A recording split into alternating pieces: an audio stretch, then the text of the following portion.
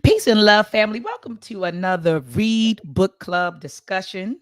We are discussing The Hidden Cost of Being African American, How Wealth Perpetuates Inequality by Thomas Shapiro. Tonight, family, we're going to be discussing chapter 5, The Home Ownership Crossroad. And I have with me my two warrior brothers, Brother Tiwolo and Brother Everett.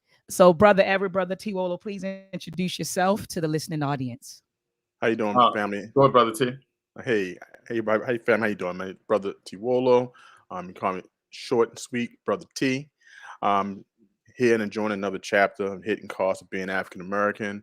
It's a great chapter. The home ownership crossroad. Looking forward to talk about it with the fam. And I am Brother Everett from the Real Truth and Power podcast. And also UNIA, ACL in Baltimore, Barker Clark. And blessed to be here for another chapter. Yeah, and Brother Everett, just share with the people where you're broadcasting from. Well, I'm actually in a hotel in Queens, New York. I'm here for the UNIA ACL yearly convention. So, we do this every year, different cities. This year is in New York. So I'm just blessed to be here, meet some different members all over the world from the UNIA. Today was Family Fun Day. So had a nice cookout, positive music and energy. So I'm blessed to be around it. Absolutely. And for those who don't know what UNIA is or what the organization is, that's the it's Universal. Universal Negro Improvement Association, which was established by the Honorable Marcus Garvey in the, was it early 1920s, Brother Everett? Early 1900s, early 1900s. And the organization is still going strong. And so I do want to take a moment out to acknowledge the UNIA, the Honorable Marcus Garvey. We just today is August the 15th. August the 13th is when we received the red, black, and green flag. And I know you see behind Brother Tiwolo the red, black, and green flag that was given to us on August the 13th, 1920. And so we celebrated that. So we've had it for 101 years. Also, family, yesterday was August the 14th. And remember, on August the 14th, 1791, Duddy Bookman and Cecile Fatima, they met with enslaved Africans in Haitian to start planning like the Haitian Revolution. And let's pray for Haiti right now. Yeah, we got to pray for Haiti right now. Right. 700 dead so far. 700? Oh, goodness. That's what it was. Last time I checked, it was 300. Dang. 700 dead. They said it was an earthquake, right? Oh my goodness. Yeah. I saw clips of it.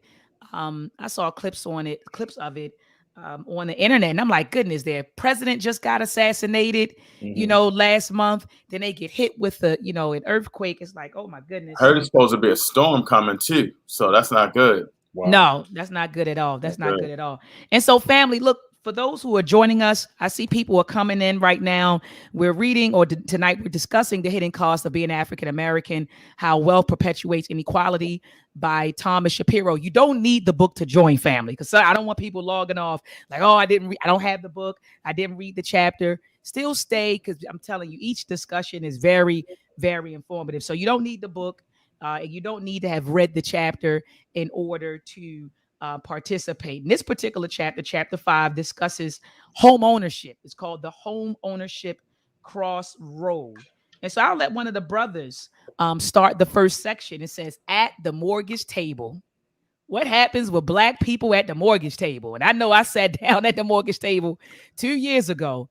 And I remember prior to sitting down at the mortgage table, I was asked about my financial background. I mean, I'm telling you, they ask about everything. They want to know your income. They want to know, your debts, your bills. And I remember them asking me about gifts. Do you want to include a gift, to bring down your payment? And I was like, gift, I didn't know what they were talking about at that time, but now, after going through the process and even reading Shapiro's, I see what it was, it's financial assistance from your parents who might throw you $20,000 or $30,000 that you can bring to the mortgage table. So anyway, I'll let one of you brothers start it off. At the mortgage table, what happens to Black families as opposed to white families at the mortgage table? Brother Thomas Shapiro basically broke it down on this chapter on exactly what you was discussing, the gifts, and you looked at the exactly what goes on at at the table. And I want to focus on page 105, which is the second paragraph, and he talks about the number of people that he interviewed, and he gave the numbers, the breakdown of the numbers. He says among the white middle class families that he interviewed, 48 of 56 already own homes, Hmm. and about 1 in 4 white working class did. Out of the 41 black middle class families interviewed, 22 were homeowners. Of the 14 black working class families, only one owned a home. And the reason why I kind of I wanted to start off with that is just to show you that the difference and how our families gain that next level um, boost, how they start out, because he wanted to stress that even if they were upper middle class or they were middle class, that not many had the ability to have homes, but it was a common thread in white homes, even if they were middle class or working class, to have home ownership. So in this chapter, it talks about what was important. Based, you seen what was important based off who had homes, who didn't, or who aspired to. Just based off the number, more than half of blacks didn't even have homes. That's crazy. So was that talked about in the household? And as we find out in the later pages, it's that it was expected. It was a mandate. It was a dream of the white families to pass on home ownership to their offspring. Yeah, and and, Mm. and I and I think that, and you're right. Like you said, that was standard, and that is standard in the Mhm. white family. To make sure that you buy a home, as opposed to, in our communities, we, a lot of us, and I know I have rented for years. Mhm. We'll go that route, and even though my mom, her and my father, they had purchased their first home together in 1976. Even still, I went, I was living in that home. Then some things happened, and I had to rent for some years. And so, but a lot of us do. We go that route. We'll rent, and then sometimes you just get comfortable where you are. And you get comfortable. And it's hard. You end up staying there, or you may move into a house, you may not. But I do Mhm. agree with you, brother T, that yeah, in the white community is definitely standard. He moves into talking about two families. He begins with Mhm. Elaine and Bradford Johnson, Mhm. and he talked about how they're African Americans. They are a middle class African American family who live in a middle class African American section of L.A. And they wanted to buy a home. He said that the husband, I don't know what the wife did. I probably have to go back and look, but I know the husband, he was a news reporter, and he earned about Mhm. $117,000 a year. But he's the type of job that he had. He said there's a lot of downtime in between jobs, Mhm. and so they had to cash out 30,000 of investments, and pensions and savings for living expenses when the husband didn't have a job. and Right. so and so they accumulated a lot of credit card debt, and so as a result of that, they were unable to purchase a home. As opposed to David and Kelly Scrully, Mhm. it said that their incomes was roughly about $70,000. But Carrie's father, or the wife's father, he ran a successful business, and he gave them 20% towards their down payment, the down payment of their household. So they gave them $40,000, $40,000. forty Mm. thousand Mm. dollars. And it says that they dipped into their savings to put more money on the house, so to lower their monthly payments. And so it says that both of these families that I'm talking about, the African American family and the white family, he says that both of them qualified to buy a house that costs about $210,000. But because of their financial arrangements, the white family would definitely pay a lower mortgage payment than the white family, because the white family had the assets Mhm. to determine or to create a lower mortgage payment. One thing that um, is mentioned in this page, and which I'm glad you introduced it. Thomas Shapiro made sure that he made it was kind of even. Both Yeah. fathers gave a contribution. One father was, which is the Bradford family. Their father was going to forego his commission for Oh, selling the yes. home, That's right. Yeah. right? Which is $10,000. The other father was given it as a gift, $40,000. The big thing is this: that both fathers was able to contribute. One based by financing, creative financing, the other one by a gift, but the end result was $11,000, I believe, over the life of a loan, Mm. Oh which yeah. That's right. which makes it upside down for the Bradford family, correct? Because that's $11,000 that they could have used for the retirement, for savings, or for more further advancement for their family. You understand?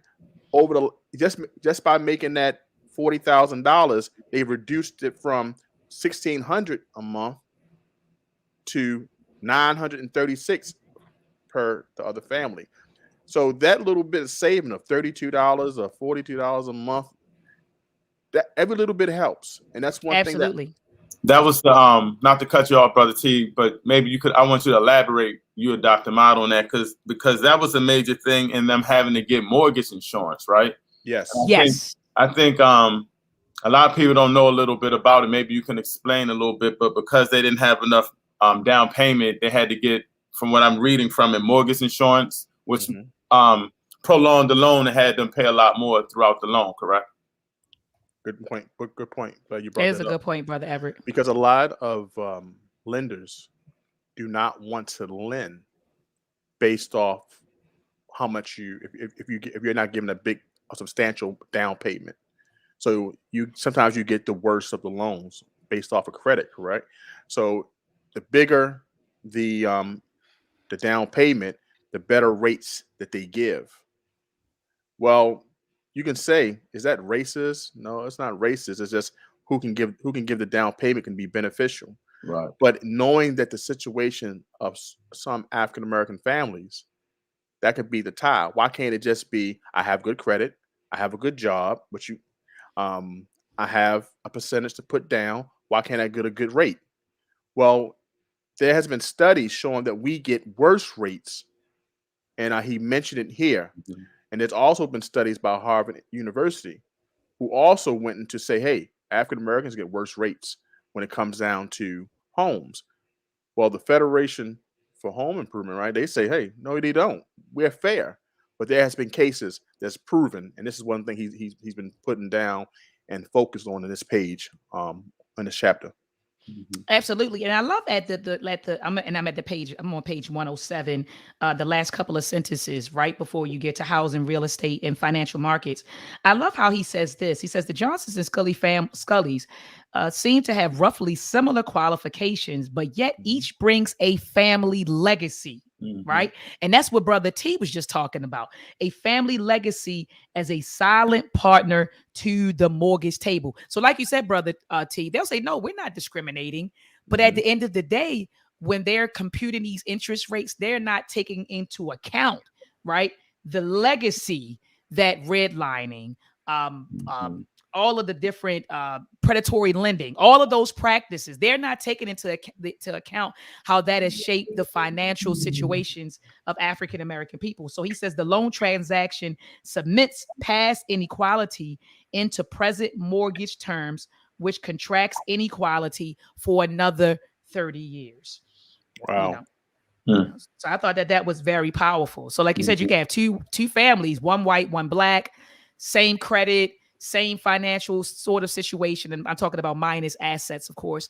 But same income, same educational background, but yet they're both coming with two different legacies to the table, and those legacies impact where they can live, how much they can afford, right, and things Hmm. of that nature. So hit the next section: housing, Okay. real estate, and financial markets. And Brother T, this is something that you've talked about a whole lot. Home wealth accounts, he says, for 60% of the total wealth among Americans middle class. And then he Hmm. talks about how He said, we pride ourselves that America has the highest ownership rate in the world, with about 2/3 of Americans owning homes. But that was possible because of the Federal Housing Administration that Brother T talks about, the Veterans, and the GI Bill from the previous generation. He says that was very.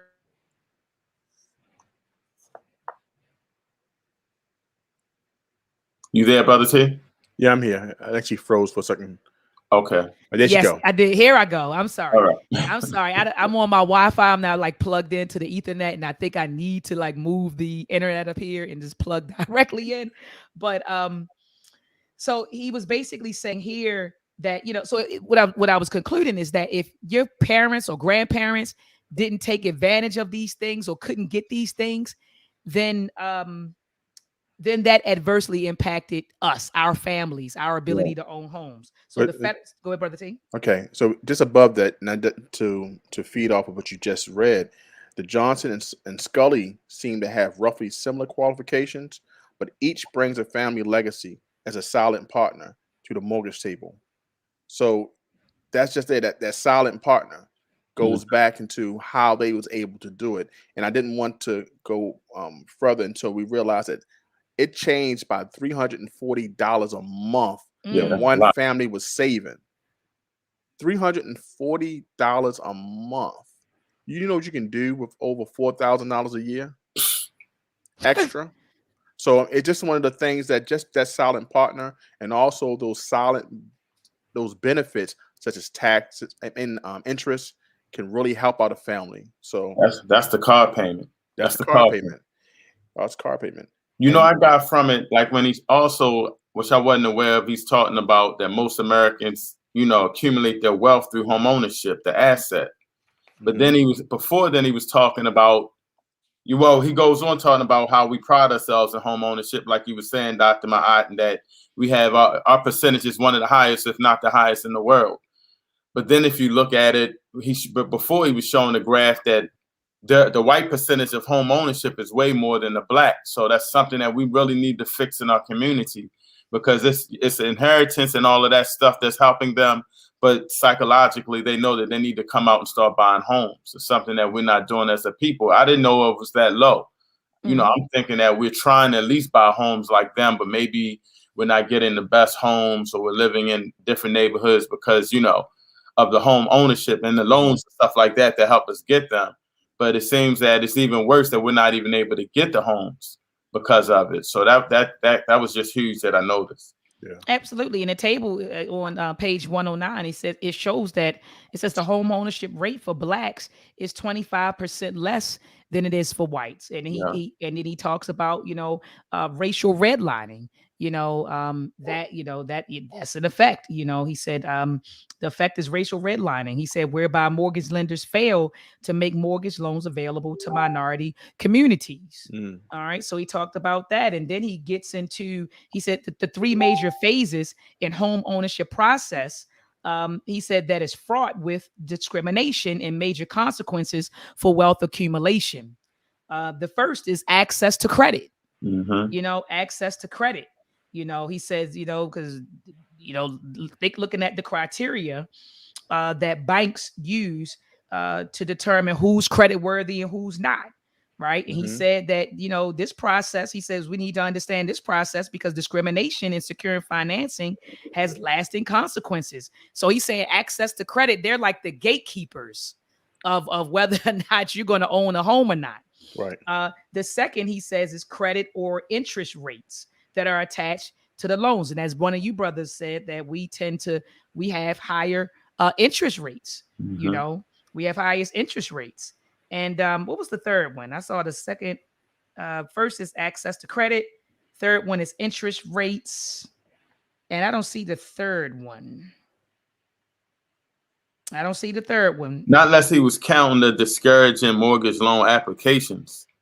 But I was looking for that as well. I was trying to figure that out.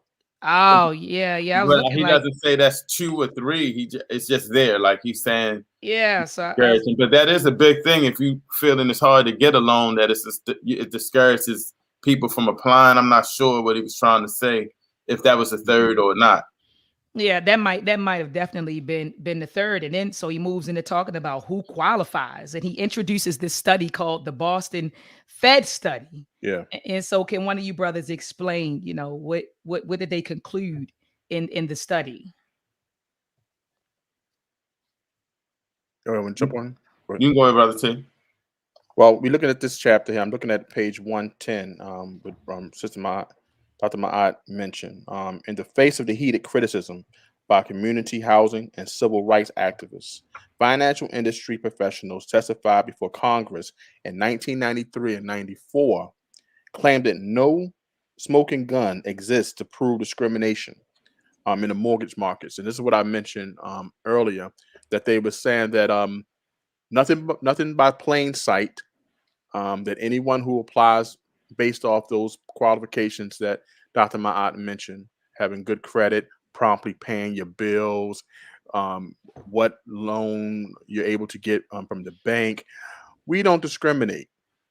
But as we know, this right here stressed that in 1993 and 94, that they actually put a magnifying glass on this issue to say, hey, why is it discrimination? Why is it just, why is it there is a disparity with African American homeowners getting higher rates? And this is also what I mentioned that what college? Oh, Harvard University also did a study on this and showed that the interest rates were different and that there are discrimination comes in. So even though the white flight start to move, hey, with blacks moving as part of the community, the property will go down. These are like solid reasons that people get up and move. But blacks want to get homes. As you see, they try to buy homes, but they don't have that gift, how they can get the down payment. So they start to say that the reason why the better interest rates was because it all depended on how much money was put down in down payment and how much they got lended for. But as we saw on the last page, it didn't matter. Same qualifications.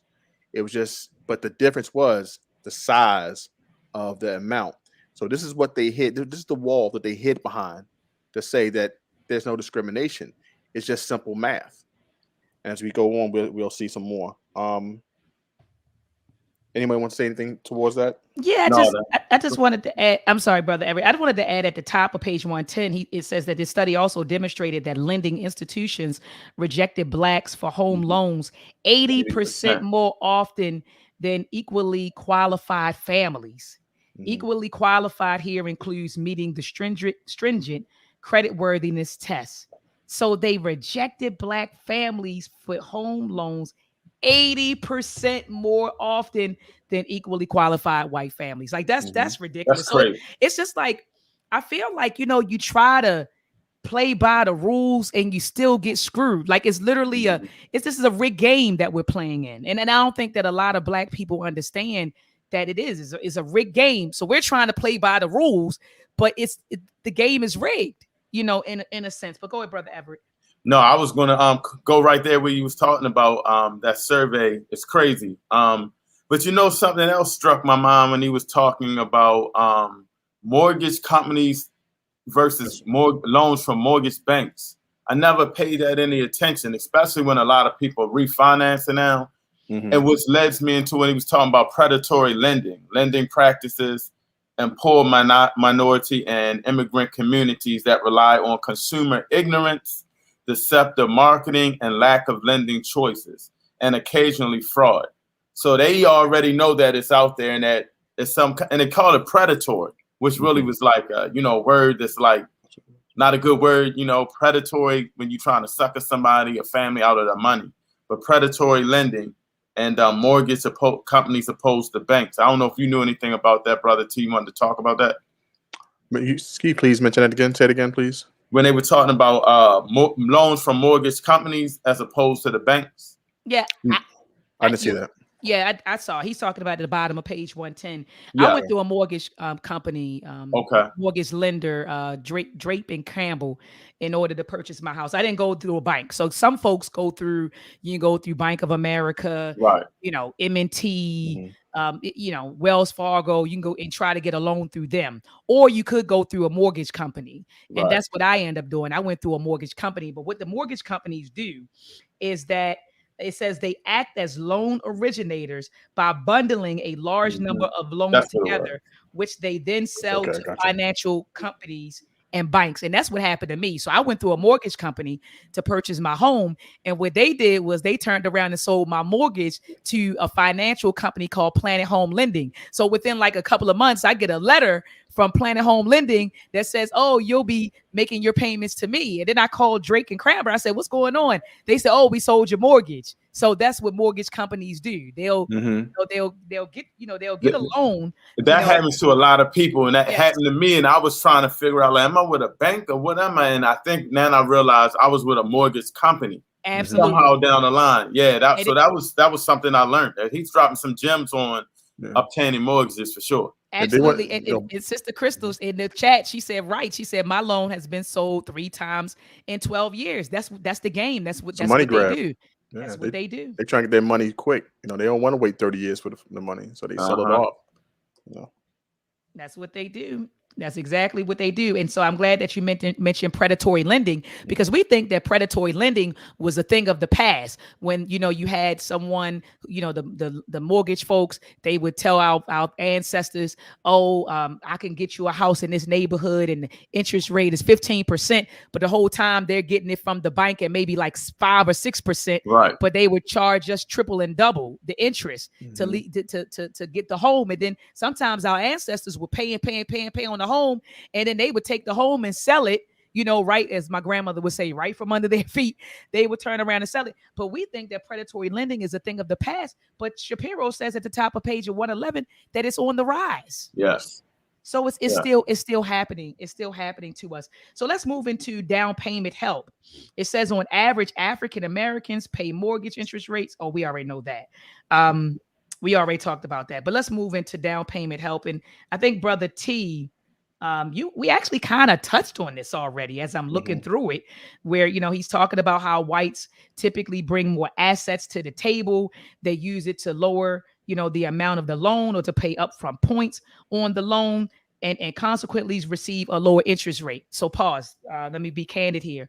So when I first purchased my home, I got it at 4.1% interest rate. Mhm. And when the pandemic hit, a lot of the interest rates, started dropping. I mean, you got people offering you 2.75%, 2.25%. And so I got a call from a mortgage lender, and they said, "Hey, we can refinance, your mortgage and substantially lower the payment." And I said, "Well, what could you do it for without me putting money down there?" They said from 4.1% to 2.75%. Wow. But I could have gotten it lower if I would have had spare, if I would have said, "Well, look, I'll pay for it." I didn't have the money at the time. It's the pandemic, right? So if I would have been able to secure, maybe another 5,000, or so dollars, I could have got it at 2.225% as opposed to 2.75%. So when Mhm. I'm reading this, when I read Shapiro talk about how, white people, they have that luxury. Like they have a parent, they have people they can go to and say, "Look, loan me $40,000 or 30,000. I'm trying to get this lower interest rate." As Mhm. Black people, we don't have that. We don't have that luxury, Right. That's to right. do that. So I ended up refinancing at 2.75% because I didn't have a spare $10,000 to say, "Oh, give me a lower interest rate." Hmm. I just didn't Right. have it. And so I end up getting what I got. And 2.75% is still low.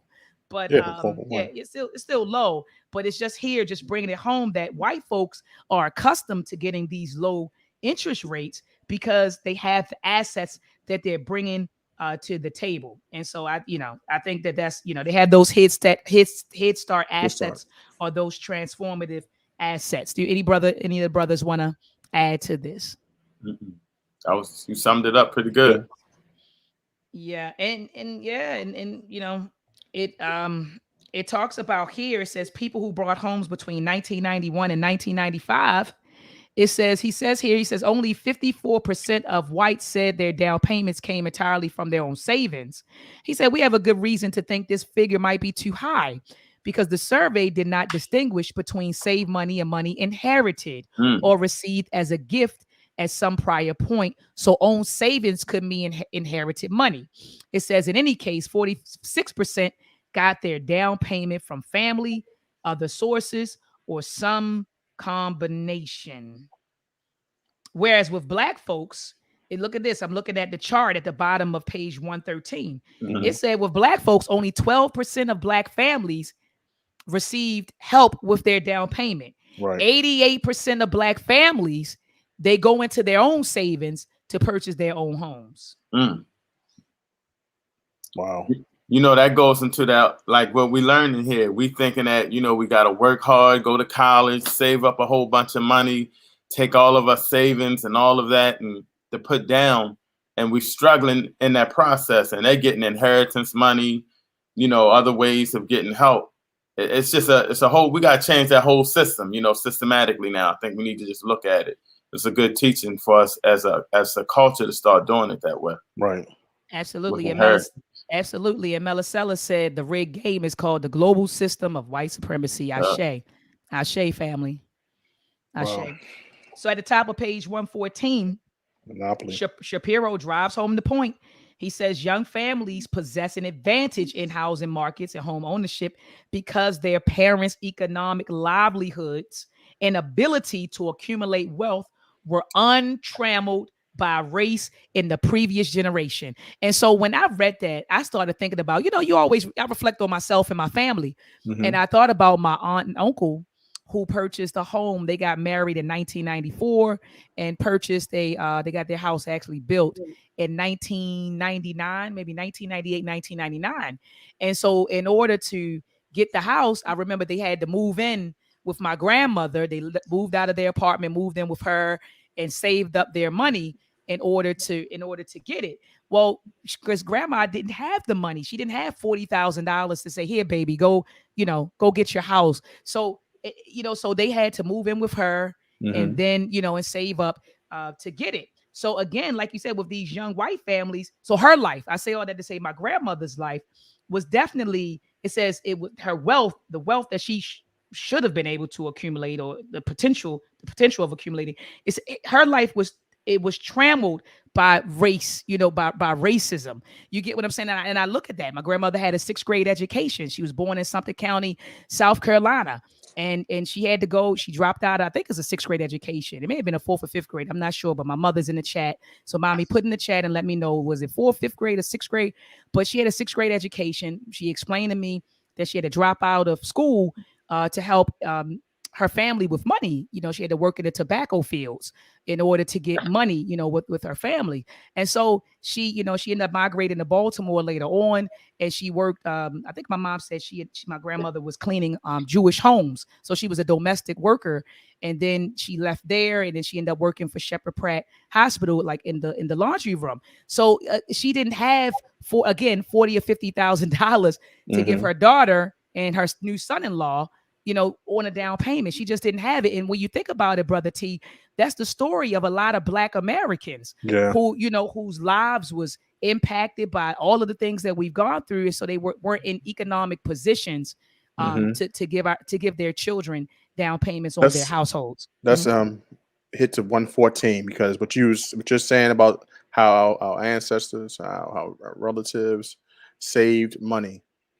Page 114 says Blacks who bought homes told a contrasting story. Nearly 9 in 10 said their down payments came entirely out of their own savings. Only 1 in 20 relied entirely on family financial assistance. So when we look at that, just think about this. The first Black bank, the Freedmen's Bank, where freed slaves amassed today's value would be over like $500 million. And the money was taken away. Remember, it wasn't a saving and trust bank. It was only a savings bank, right? So that money that they saved, that they worked in white folks' home, shined shoes, did whatever they had to do in order to cut hair, whatever they had to do at that time in order to make that money. It was snatched away from them. The generations next had nothing to gain financially from. Nothing to gain. Money was snatched away from them. Still, descendants today cannot touch the money that was amassed at the Freedmen's Bank. You know what I'm saying? It's a lot of money. Go check that out. Not to cut you off, Brother T, I wanted to ask you a question on that. What for the Freedmen's Bank, wasn't the government monitoring, was supposed to be monitoring and people monitoring that money? Yeah, they were supposed to be monitoring people the money, but the heads of the banks, they try to say that only it was black officials, but we all know through that time, the money was being taken and put into the next revolution, industrial revolution. So people were still banking it, and so the money and the bank just fell. And even the money was trying to be saved. It was trying to be saved by, like, Frederick Douglass uses his own money, his own savings to try to fix the bank. And it was already falling. There's nothing you could do. So the thing was, the point I'm trying to make was the savings aspect. If you see how these families today are trying to buy homes and get ready for the next generation, they can't. Not just from savers alone. It must be passed from that next generation. And I'm just bringing to the point of Freedmen's Bank because it was robbed from us. That opportunity for our ancestors who toiled and were slaves, their savings after they were freed was taken away from them. That could have benefited the homes and the land that could have been bought, could have been a big benefit. You know, so these are, and Thomas Shapiro made a point, from generations past, white families have benefited from their parents' wealth. And that's the point I was trying to make. No, absolutely. I mean, and you see it. I mean, like you said, they benefited. They benefited from it, you know, and you see it. It's so clear. Sister Crystal, she said, I found this chapter interesting because so many of us think that the credit score is the answer, but good credit without cash is still higher interest. Right. Facts, Crystal. Facts, my sister. And my mother just confirmed that my grandmother did have a 6th grade education. She said 6th grade. And in fact, my mother, when she began after she had graduated from Hopkins, she started her teaching. She started off as a teacher in Baltimore City. She worked at Harvard Institute and she taught an adult class at night. And my grandmother took her class and learned how to read and write. Wow. Isn't that beautiful? That's powerful. I mean, that was, oh my gosh. Ma, you are amazing. Let's move on. That's Man. powerful. That's right. Let them know. He's amazing. I'm glad you pulled that comment up from Johnny Johnson. Yes, he says, even though the 2 most expensive items people buy is a home and auto, plus investment in education, all 3 are impossible without good credit. Protect and build your credit and maintain it. He said, this is the new slavery. Johnson, thank you so much. And the next one he has, Johnny Johnson. He goes. Johnny Johnson. I'm sorry. Johnny Johnson. Yes, he says, when we get ready to sell our homes, we are often subjects of we're going to talk about that. Yeah. Subjects of lower home values by racism. It's better if you let a white person, it says be home, or I guess do your home appraisal, be home. Mm-hmm. Be home for your appraisal. Right. They give blacks lower appraisals. I hear what you're saying, Brother Johnny Johnson. Yes. I see it. Mm-hmm. Yeah, we agree, Brother Johnny.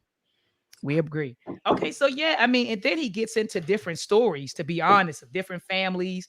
He talks about, the Berries and the Berries, and it says how they claim to work their butts off, this white family, but but they inherited a lot of their money. Someone died and they got money, and they, he says they came up with $30,000 payment for their closing costs.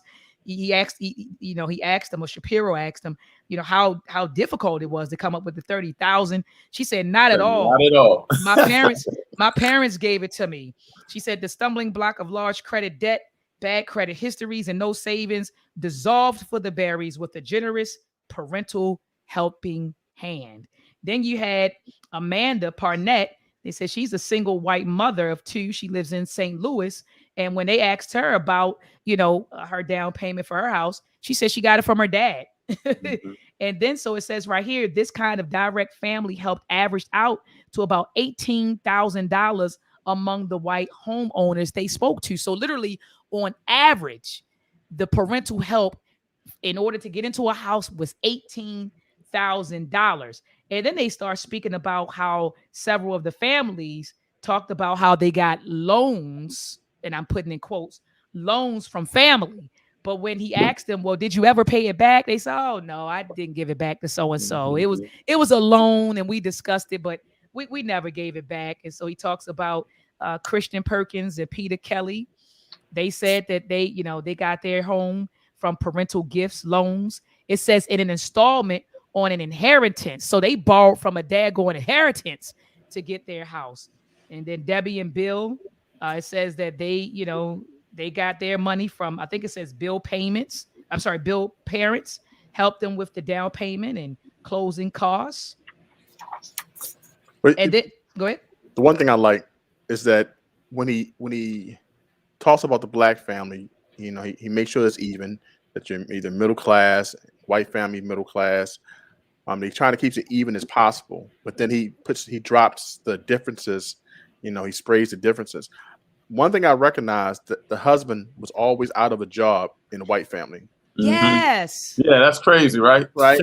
And their combined wealth or combined income was like $46,000. They always be low.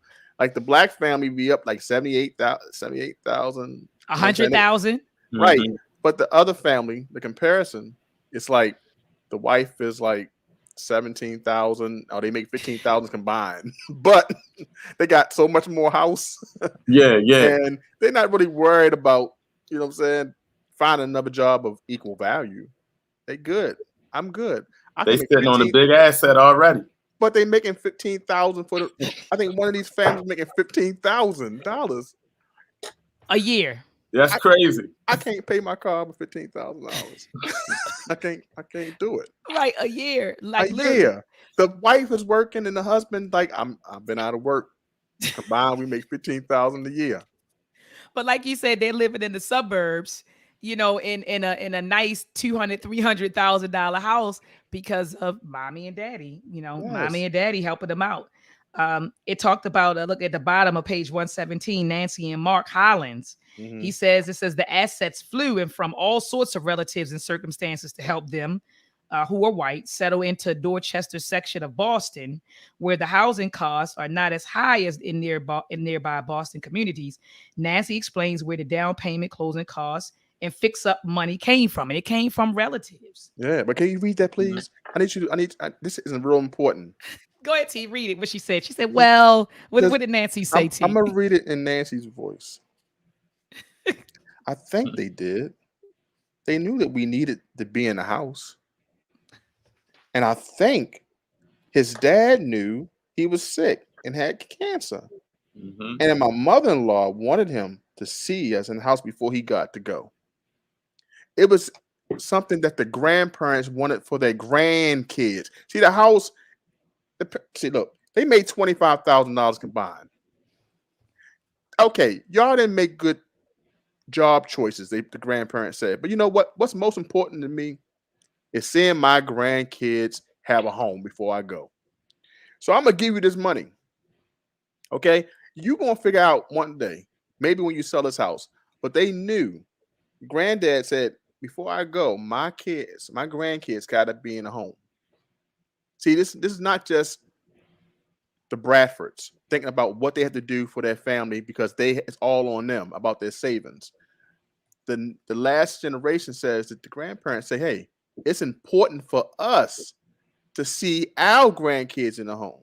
So I'm going to give this contribution just because. How many of us plan for the next generation like that? Right. That's a question. The thought wasn't just together. I got to get myself together. Right. Think about it. The thought wasn't just for taking care of their kids. Grandchildren. I'm gonna make my decision based off my grandkids. That is something that opened up my eyes on page 117. Well, my mother would say in the good book, I think it's in Proverbs. It says, Mama, you can put it in the chat. It says, a good man leaves an inheritance for his children's children. Dang. That's what it says in That's right. my mama's good book. That's right. Absolutely. Absolutely. And like you said, Brother T, how many of us are thinking, like you said, not the next generation, the generation after the next generation, and making sure Mm-hmm. we have things, set up for them. And so I love how he mentions this book by Carl Stacks called All Our Kin, where it talks about how with African Americans, it says there's an intense family loyalties and intricate trading systems have evolved within African American communities to combat grinding poverty, right? And help families survive. It says black families without wealth tend to share wealth to share, I'm sorry, are more likely to use other indirect ways to help their adult children. It says three families we met brought homes using money expressly saved while they lived with their parents. It did not have to pay rent. In each of these cases, adult children with their own families who have been living on their own moved back with their parents to save money for their own homes. And that's when I thought about my aunt and uncle who moved in, with my grandmother to save for their home. But that's really a lot of black folks. That's what we do. We say, well, we need to save some money. We'll move with a relative and we may pay them a little bit of rent or we may not pay any rent at all in order to save up money to get into a home.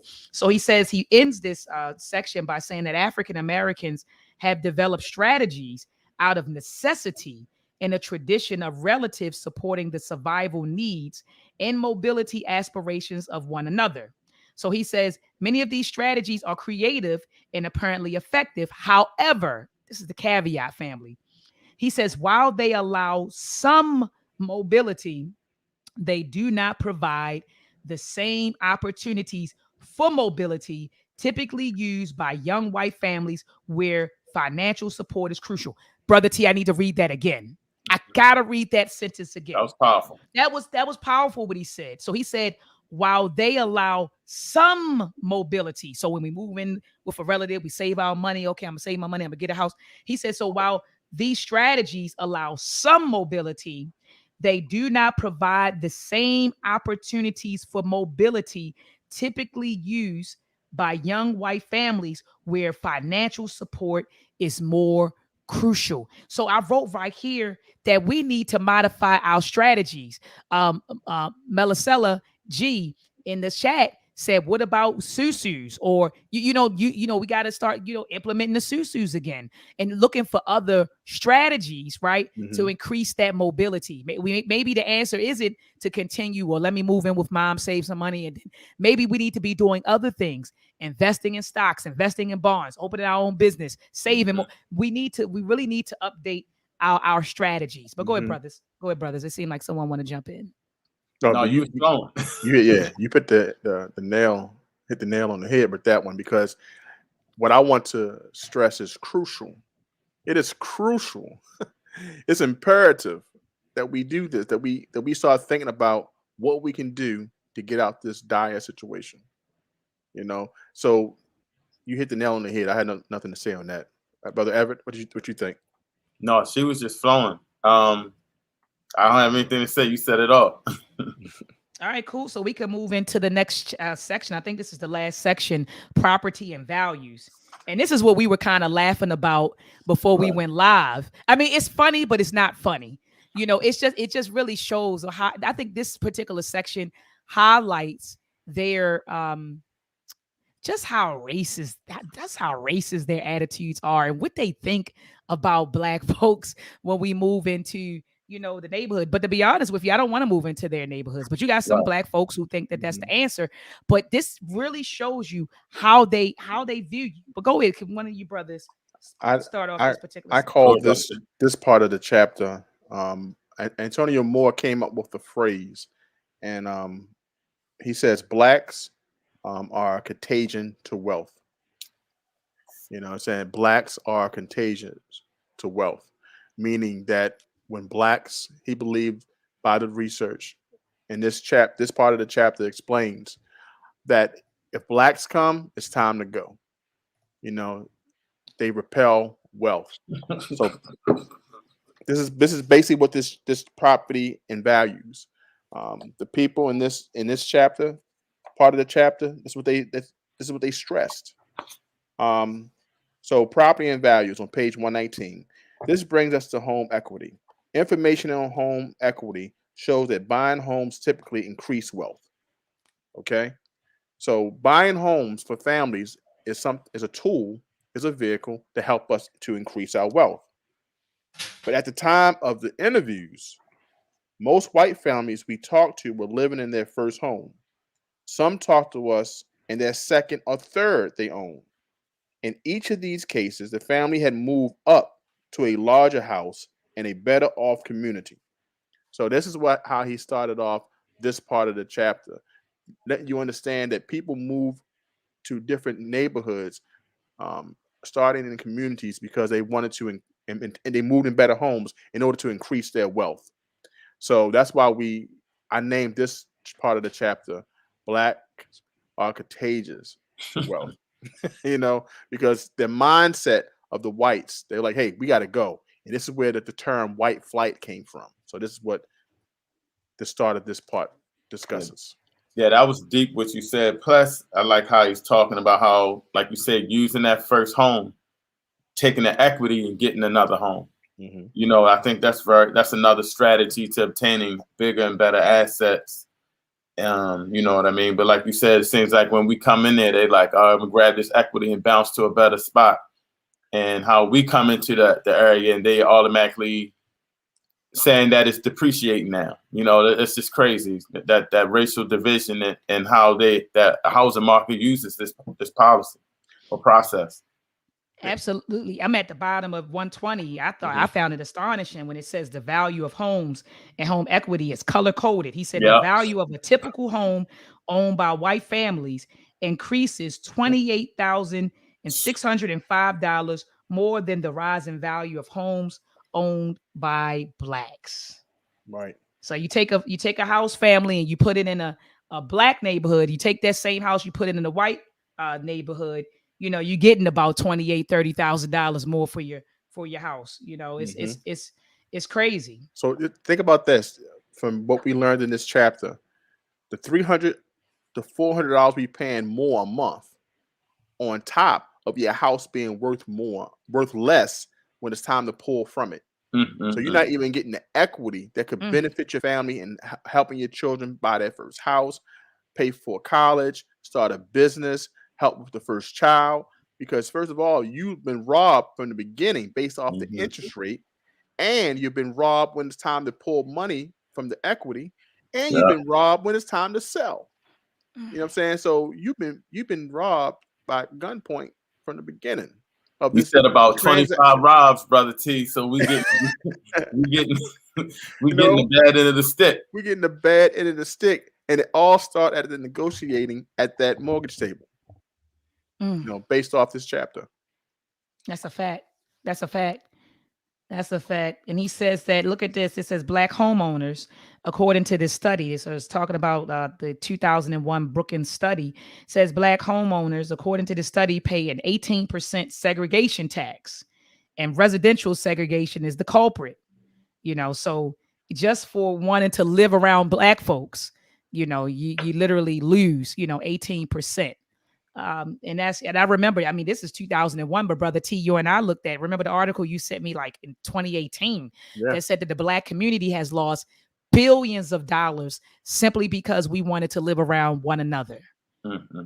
We paid what they called a segregation tax. So I mean, that's crazy. It's crazy. But like you said, brother T, you like, dang, we robbed all around. It's really like I said earlier, we're playing a rigged game. So when you make the statement, like you made eloquent statement, it's yourself statement. You said that I don't want to live around them. I rather live in my own community. They run to those communities, understanding this information, hoping that they could benefit from moving in those communities. And what they find, and I have a close friend who found out too, even though she lived in that community, they still gave her home a poor appraisal. And she didn't understand why she couldn't sell her house. And she couldn't understand why that they was not showing her house. Based off the fact that she believed, hey, I lived in a nice neighborhood. My home is it's just as good as theirs. But I'm sorry, some people, some real estate agents, they only going to do so much to get you the wealth that you may need. Yeah, You know? that's a fact. And I'm with Jasmine. Jasmine Martin said, well, look, she said, where are Black people supposed to live? They don't want us living around each other, and they don't want us in their neighborhoods. But So Jasmine's like, what you want us to do? but one of Right. the statements made by one of the people who were interviewed, she says, "Well, I'm only repeating what Black people told me themselves." Mm. As you remember that, and that a part of that she says, "Well, on page 123, I asked if they really say that. They admit it, yeah." James replies. I then asked if their neighborhood is declining. So she says that her Black friends, her Black coworkers says, well, when we move around there, things go downhill. Mm. So this is even a thought that some of us carry. I think was it James and Patricia said something like that. What page was that? 123. 123. Yes. Well, the Blacks in the city are slowly moving into South Louis. St. Louis.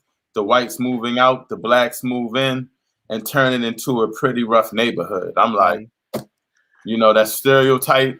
Right. But one thing we got to stress about this part of the chapter, the Thomas Shapiro, he says they drove around and saw that none of this was really happening. So this is not something that statistically they say, oh, white people, we all know about white flight. But this is more of a mindset that whites may have. It's time to get up and roll because we don't want our assets to be depreciated. And I think even if I got to find it in the reading, that she was like, most of them wanted to get up and move because they want to make sure that they protect their wealth. So by moving and selling their house, they ensuring that their asset is not depreciating. So no, that's a fact. And I saw that. I mean, shoot, I remember when my mother, like I said, my mother and father first bought their house in 1976 in Woodlawn, and they were either the first or second Black family on the block. And so I was born in 81. I remember in the 80s having white neighbors on the left side, the right side of me, and across the street.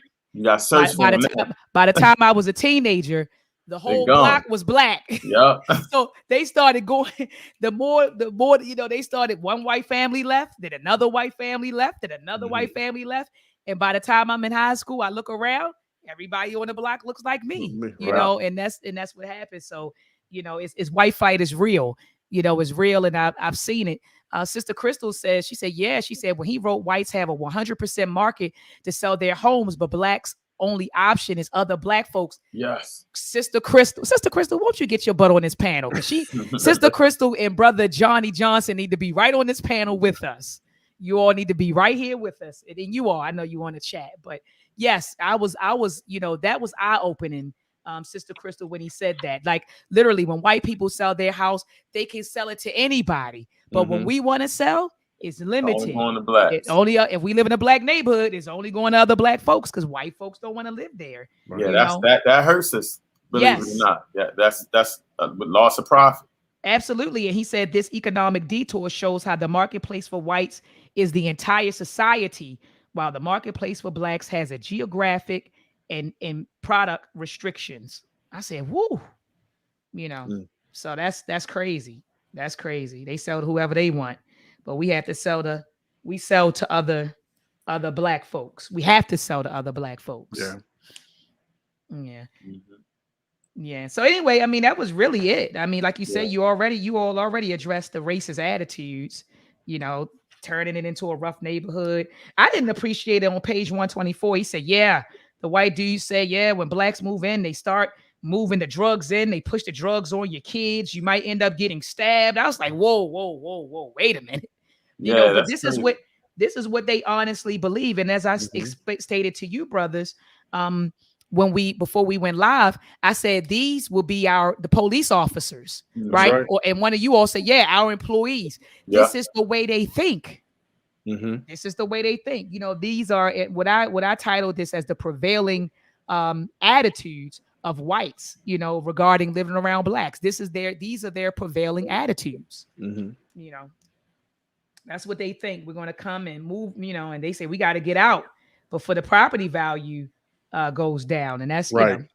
And Crystal made a point. That was the $15,000 couple. Yeah. This is the couple that made the least amount of money the whole entire book. And they talk about people $15,000. I think my daughter make $15,000. How much you make? I'm like, come on now. This is ridiculous. And you telling us that about this, I can tell you. The mentality. Yeah. But guess what? But when you have people help you out, even at your destitute area, you can say anything you want. That's how they feel. Mm-hmm. What was that when the guy was saying he wouldn't mind people that move into, that have a little education, a bit of money, or some sort of value system? But he said, I tell you, quite frankly, what I would look for is more people who look regular. I said regular. What do you mean? Wow. Because I go to the shopping centers and there's a lot of people there that I probably wouldn't end up relating to. I mean, just come out and just say it, like. Right, you just want to be around white folks, right? And it's fine because I want to be around black folks, right. But I hate that it's a cost associated with that, right. that it's a financial penalty associated with me wanting to look to be around people who look like me, But like you said, he was kind of dancing. I want to see regular folks, and just say you want to see white folks. You want to see It's people who look like you. But it's okay. Yeah, so one of brother Mark of I know I butcher names all the time. He said this is a powerful discussion. Thank you so much. And look, Crystal said right. That was the $15,000 couple. 15,000 talking about I'm moving. I don't want to be around. You're like, dude, like your income is, and this is no diss to people who may be making 50,000. Yeah, right. It's not. But my whole thing is to turn your nose up at other people. And like you said, Brother T, your income can't even pay off my car. Yeah, and the discussion was they want people who have a certain skill set or a certain job to live in their communities. But combined, you make $15,000. Right. And this family, this middle class family, could be have good jobs. But they just don't have the financial backing in order to really catapult them to the next level to help their family the way we're talking about right now in this chapter. And you put your nose up at them. So that point that Sister Crystal brought, it was true. Like, it doesn't matter that some people may have that perception of us regardless of our financial or our schooling or what we do for our community, Absolutely. So next week, family, we will be discussing chapter 6, where people choose to live. And what I notice about our folks, we get a couple of coins, we get a little bit of, as my grandmother would say, a little piece of education, a little piece of money, and then we want to go live, where they live. And, they don't even want you there. They don't even want you in the neighborhood. And, so anyway, it says where people choose to live. And I'm excited about reading that particular chapter. I'll also be going live, brothers, this week to address some misinformation just put out there, man. It's just, I try to have these little side conversations, from time to time. Nick Cannon. I said Nicholas Cannon. Nick Cannon went on the Breakfast Club a week ago. And he said that monogamy was a Eurocentric idea, Eurocentric concept. And I was like, oh my gosh, So I wanted to have that discussion. I wanted to have a discussion on pimping the Black struggle, because you got a lot of people who come into the community. They present themselves as activists and Black freedom fighters. And before you know it, they come up they get a couple of dollars and then they're out of here. And I've seen that in the last 5 years, I've seen that with about 20 people in different Black organizations. They'll present themselves as being for the community. They're fighting for Black power. They're fighting for this. They make some money. Someone write them a check, and then the struggle is over. People buy $1 million homes, and they're moving. They're doing sorts of things, luxury cars, So I think that needs to be a discussion. I think Black people need to start exercising better discernment when it comes to supporting people who claim to be Black freedom fighters. And so Mhm. I do want to have that conversation next week. All right, so family, join us back here, same place, same time, right? Next Sunday at 7 p.m. Eastern Standard Time. Have a beautiful week. Don't forget, family, we're reading The Hidden Cost of Being African American, How Wealth Perpetuates Inequality by Thomas Shapiro. Next week, we're going to be discussing chapter 6. We're almost finished the book, family. Mhm. We're almost finished the book, and someone did put in the chat a book suggestion, and we're going to announce the next book in about 2 weeks. But someone did put in the chat. He says we should read. Affirmative action was white. Yep, When Affirmative Action Was White. That was a good read. Good read. That's you already read it, Brother T? Yeah, I had an audio book. Oh man, so I'm gonna check that out. I'm gonna check that out. Ascension. I'm gonna definitely check that out. As a matter of fact, I'll put that on my book, my wish list, and grab that When Affirmative Action Was White. But yeah, so we're gonna announce the next book in the next couple of weeks, family. All right. I see New Black World Order's in the building. A Beautiful Mind. She's in the building. Thank you so much, Queen, for joining us. My mother said, be safe. And Mama, you be safe. Mama's getting ready to go to Costa Rica for her birthday. She's turning up, Brother T. Happy birthday, Mom. Yeah, she's leaving us. So be Enjoy. safe, Mama. You be safe, Mama. All right, enjoy, family. Peace and love. Peace and love.